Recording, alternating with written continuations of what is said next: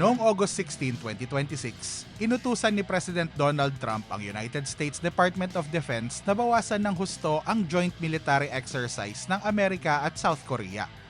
Sinabi niyang mahal ang mga exercise, masyadong agresibo ang dating ng mga ito sa North Korea at binanggit din niya ang magandang relasyon niya kay North Korean leader Kim Jong-un. Matagal na ang tutol ang North Korea sa mga exercise na ito. Kaya sa pagbabawas nito, tinutugunan ni Trump ang isa sa mga matagal ng reklamo nito. Kinabukasan, tinanong si Trump ng isang reporter kung sumagot na ba si Kim. Sinabi ni Trump na sumagot raw ito at very positive ang naging sagot. Wala siyang ibinigay na detalye at wala ring kumpirmasyon mula sa North Korean government na may ipinadalang mensahe si Kim. Pero kahit magtagumpay si Trump na maibalik ang usapan nila ni Kim, haharapin pa rin niya ang parehong problemang naging dahilan ng pagbagsak ng dati nilang negosasyon, ang nuclear weapons ng North Korea. At ngayon, mas determinado pa si Kim na panatilihin ang mga ito. Pero bakit nga ba pinili ng isa sa mga pinakamahirap na bansa sa mundo na unahin ang nuclear weapons kahit kapalit nito ang napakalaking hirap at sakripisyo? Mahirap na bansa ang North Korea. Napakalaki ng agwat nito sa South Korea pagdating sa kita at kabuhayan.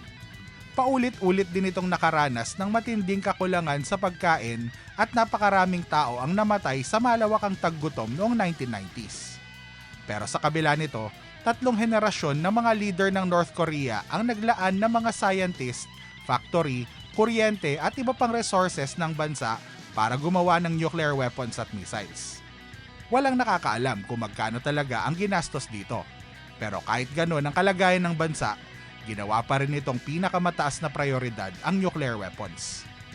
Bukod sa napakalaking lamang ng South Korea sa ekonomiya, kaalyado pa nito ang Amerika at mahigit 20,000 sundalong Amerikano ang matagal nang nakabase roon. Mahigit 1,000,000 ang sundalo ng North Korea, pero luma na ang marami sa mga kagamitan nito at hindi nito kayang tapatan ang South Korea at Amerika sa dami at kalidad ng mga modernong armas. Kaya nagbigay ang nuclear weapons ng ibang paraan sa North Korea. Dito pumapasok ang deterrence. Hindi kailangang mas malakas ka kaysa kalaban mo. Kailangan lang maniwala ang kalaban mo na mas malaki ang mawawala sa kanya kapag inatake ka niya kaysa sa anumang mapapala niya. Pero paano ba nakarating sa desisyong ito ang North Korea? Huminto ang labanan sa Korean War noong 1953 dahil sa isang armistice o kasundo ang nagpahinto sa putukan.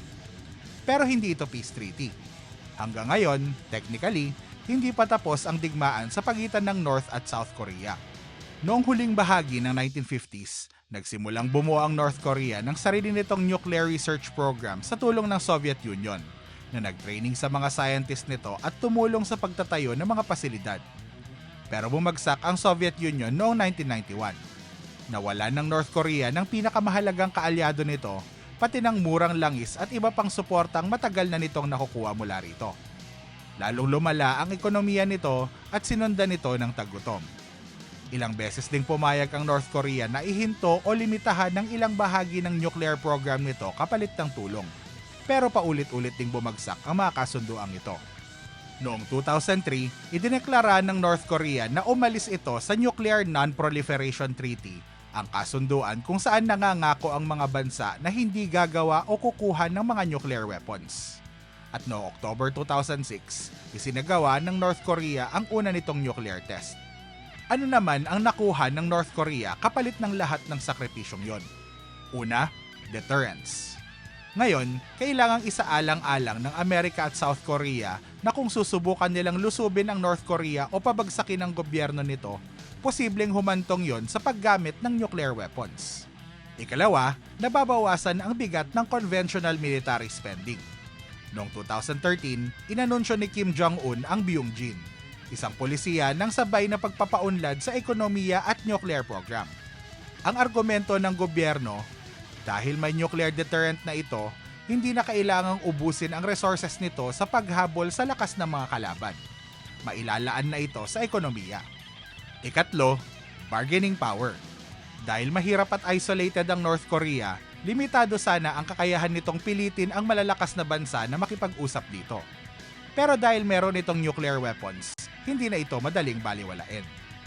Ikaapat, suporta sa loob mismo ng bansa.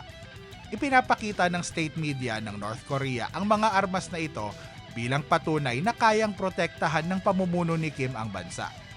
Ganito rin ang assessment ng US intelligence. Itinuturing ni Kim ang nuclear weapons bilang garantiya para sa kaligtasan ng kanyang rehimen at wala siyang intensyong isuko ang mga ito. Ngayon, mas mahirap na tanong naman. Kung isusuko ni Kim ang nuclear weapons ng North Korea, ano kaya ang pwedeng mawala sa kanya? Hindi lang mga bomba ang kailangan niyang isuko. Kasama rito ang mga reactor, ang mga kagamitan para gumawa ng nuclear material, ang mga missile at ang kaalamang binuo ng mga scientist nito sa loob ng maraming dekada. At kung may mga foreign inspector na magbabantay, halos imposible nang maibalik ito. Pero heto ang mas mahalaga. Kahit mag-disarm ang North Korea, walang magbabago sa mismong mga dahilan kung bakit nito ginawa ang mga armas. Mas mayaman pa rin ang South Korea, mas advanced pa rin ang conventional military nito at maaari pa ring manatili ang mga puwersang Amerikano roon. At walang kontrol si Kim sa magiging desisyon ng mga susunod na American president. Tinatawag ito ng mga researcher na commitment problem. Isusuko ng permanente ni Kim ang isang bagay kapalit ng mga pangakong maaaring magbago sa hinaharap. At kapag sinira ang mga pangakong yun, wala na siyang mababalikan. Kaya hindi ito usapin kung gaano kalaki ang iaalok na pera o economic assistance. May problema rito na hindi kayang lutasin ng pera. At may halimbawa ang North Korea na paulit-ulit nitong binabanggit.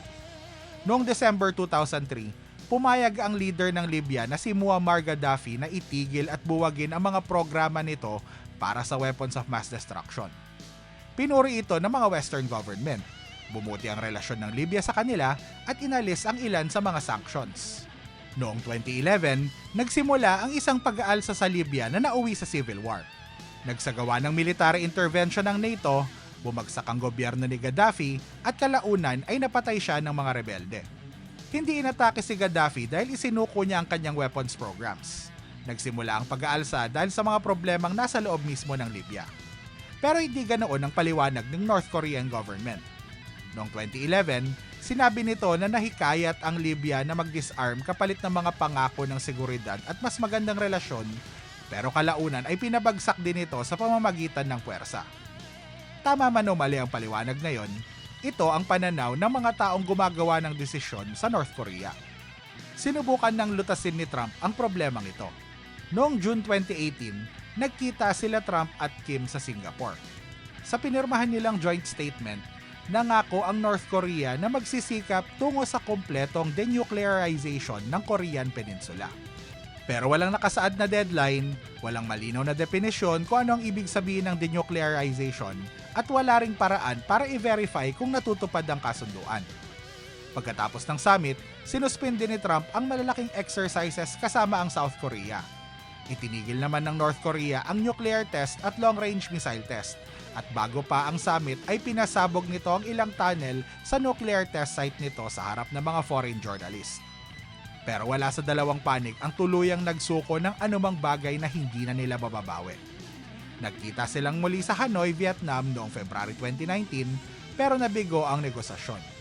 Sinabi ni Trump na gusto ng North Korea na alisin ang lahat ng sanctions kapalit ng pagsasara ng isang malaking nuclear complex.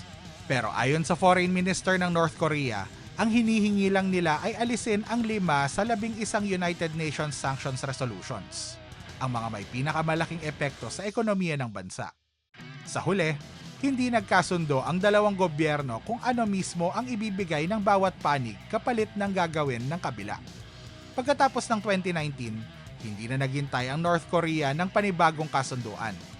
Noong September 2022, nagpasa ito ng batas na nagsasabing hindi na magbabago ang pagiging nuclear-armed state nito at pinalawak pa ang mga kondisyon kung kailan maaaring gamitin ang mga nuclear weapons. Noong 2023, isinama rin nito sa konstitusyon ang patuloy na pagpapalakas ng nuclear weapons. Pagkatapos, sinalakay ng Russia ang Ukraine at naging mas mahalagang partner nito ang North Korea. Nagpadala ang North Korea ng mga armas at ammunition sa Russia, pati libo-libong sundalo. Inamin mismo ito ng North Korea noong 2025, ang unang pagkakataong sumali ang bansa sa isang malaking digmaan mula nang matapos ang Korean War. Kapalit nito, nakatanggap ito ng langis, mahalagang supplies at mas malakas na suportang pampolitika. Noong 2024, hinarang pa ng Russia ang pagpapatuloy ng United Nations panel na nagmo-monitor sa sanctions laban sa North Korea.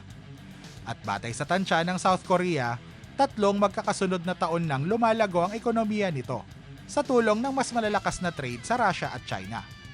At noong 2026, mas nilinaw pa ni Kim ang posisyon niya. Sa Party Congress noong February, sinabi niyang hindi na magbabago ang pagiging nuclear armed state ng bansa at patuloy nitong palalakasin ang nuclear arsenal nito. Pagkaraan ng 1 buwan, tinanggihan niya ang ideya na may anumang bayad na sapat para isuko ang mga armas na yon. Sa puntong ito, ang North Korea ngayon ay ibang-iba na sa bansang nakipagnegosasyon kay Trump noong 2018. Ngayon, balikan na natin ang balitang pinagmulan ng kwentong ito. Nitong linggo, pinaikli ng Amerika at South Korea ang joint exercise nila. Sa halip na tumagal hanggang August 27, matatapos na ito sa August 21 at kinansela o ipinagpaliban ang bahagi ng pagsasanay na tungkol sa counter-attack. Sinabi ni Trump na sumagot na sa kanya si Kim. Pero sa mga pampublikong pahayag nito, patuloy pa rin binabatikos ng North Korea ang mga exercise at wala pa rin itong formal na tugon sa alok ni Trump. May mga ulat din na gusto ni Trump na makipagkita kay Kim sa loob ng taong ito, posibleng sa biyahe niya sa Asia sa November. Pero wala pang opisyal na paghahanda para dito. Handa naman si Kim na makipag-usap, pero ito ay kung titigil muna ang Amerika sa paghingi na isuko ng North Korea ang nuclear weapons nito. Samantala, sinasabi ng Trump administration na hindi nagbago ang official policy nito tungkol sa denuclearization. Yun ang pangunahing hindi nila mapagkasunduan. May ilang eksperto ngayong nagsasabing sa halip na piliting isuko agad ng North Korea ang lahat, maaring mas praktikal munang makipagnegosasyon para limitahan ang nuclear program nito. Halimbawa, pigilan muna ang paggawa ng mas marami pang nuclear warheads. Pero mga proposal pa lamang ito at hindi ito ang official policy ng Amerika. Napakalaki ng naging kapalit ng nuclear weapons para sa North Korea. Sanctions, isolation, kahirapan at matinding kakulangan sa pagkain. Hindi yumaman ang mga mamamayan nito dahil nagkaroon ng bansa ng nuclear weapons. Pero para sa mga leader ng North Korea, hindi nito ibig sabihin na nabigo ang kanilang nuclear strategy. Ang sukatan nila ay kung nakatulong ba ang nuclear weapons para pigilan ang mas malalakas na bansa na umatake sa kanila. At kung naniniwala si Kim na yun ang pangunahing dahilan kung bakit ligtas ang kanyang gobyerno, napakahirap para sa kanya na isuko ang mga armas na yon. Para sa kanya, hindi lang siya nagbibigay ng isang bagay kapalit ng isa pa. Isinusuko niya ang proteksyong pinaniniwalaan niyang nagpapanatili sa kanyang rehimen.